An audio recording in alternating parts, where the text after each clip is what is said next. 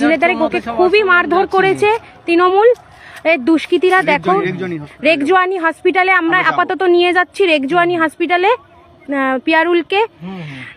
দেখি এরপর কি করা যায়।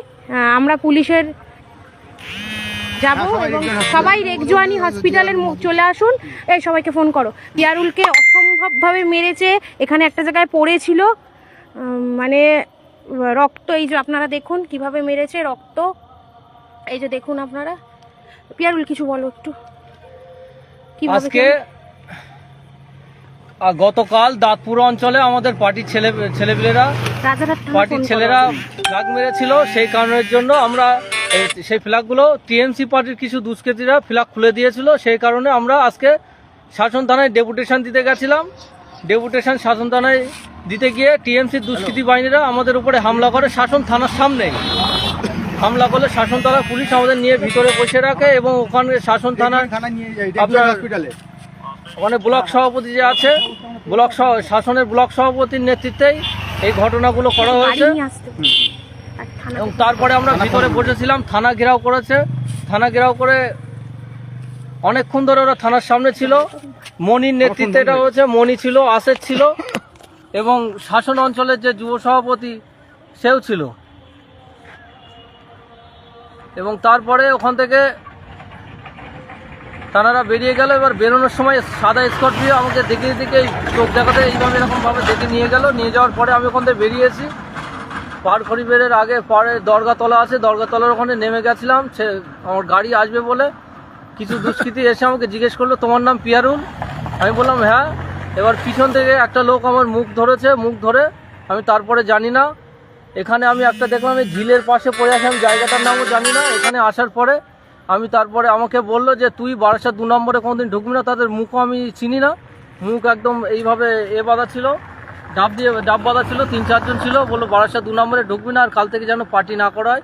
2 নম্বরে ঢুকলে আজকে তো ভালোভাবে বলছি ছেড়ে দিচ্ছি, পরের দিন তোকে মার্ডার করে দেবো। এবং আইএসএফ যেন এই 2 নম্বরে আইএসএফ নিয়ে কোনো ঢুকবি না, তোর হাত পা ভেঙে দেবো। আজকেই দিতাম, আজকে শুধু থানা বলে আমি তোকে কিছু বলিনি। ঠিক আছে, স্টপ করে দিন। আচ্ছা, পুলিশ রেগজোয়ানি হসপিটালে যাচ্ছে। এইভাবে কিভাবে দেখুন, এইভাবে পিয়ারুলের ওপর অত্যাচার হয়েছে, এইভাবে পিয়ারুলকে। হ্যাঁ বলুন কি হয়েছে। আরে আমাদের এখানে লাগালো, হ্যাঁ শাসন থানার তিনটে বাইক ছিল, আমরা চা খেয়ে হেঁটে হেঁটে আসছিলাম আমাদের গাড়ি আনার জন্য। এবারে হঠাৎ করে আসলো, এসে বললো তোমার নাম কি? একে জিজ্ঞেস করলো, আমি সাইডে ছিলাম, আমার কাছে কাপ ছিল। এবার ও বললো যে আমি পিয়ারুল, বলে এই ব্যাপার, গাড়িতে ওঠো। গাড়িতে উঠে একজন পেন্দারদের রুমাল দিয়ে করেছে, আমার মাথায় বসিয়ে লেগেছে। এখান থেকে দৌড় মারিছি, ওকে ওই টেনে এসে ওখানে নিয়ে গেছে। আমি 4 দোকানের মধ্যে নুকিয়ে ওখানে দেখছি, ওই ফাঁক দিয়ে দেখছি ওরা 3-4 জন এরকম হাঁকাচলা করছে। তারপরে ও মারধর দিয়ে ওরা এখান থেকে দুটো গাড়ি এদিক চলে গিয়েছে, আর 2টো গাড়ি এদিক চলে গিয়েছে। মনে হয় আমার খুঁজে দিকে আসলো। আমি 4 দোকানে বললাম যে এই ব্যাপারে একটু যাবেন, তো বলছি আমি বাবাকে দিও না। আমি বললাম আপনি একটু নিয়ে আমার একটু এগিয়ে দেন। এসে দেখলাম ও ওখানে পড়ে আছে। আমি ওকে ডাকলাম, ও বললো বলে বাবু আমি এখানে কেন? আমি বলি এখানে তোমার ধরে নিয়ে যাবো। আমি পালিয়েছি গাড়ি থেকে নেবে, আমি দৌড়িয়েছি, আমার ধরতে পারিনি। একটা গাড়ি ছিল বলে আমার ধরতে পারিনি, এখানে একটা গাড়ি ছিল। এখান থেকে আমি পালিয়ে ওই 4 দোকানে চলে গিয়েছি। 4 দোকানে মানে ওই সাইডে একটা ঘুমতে যেমন আমার থানার সামনে ওপেন মেরেছে, থানার সামনে ধাক্কা দেখি করেছে জিয়াউল, শাসন থানার দেখে দেবো, হাত পা ভেঙে দেবো। থানার সামনে আমাকে মারতে যাচ্ছিল, পুলিশ আমাকে সেভ করেছে, সেভ করে ভিতরে নিয়ে যাচ্ছে। আমাদের 2টো আঙুল দিয়ে দেখাচ্ছে।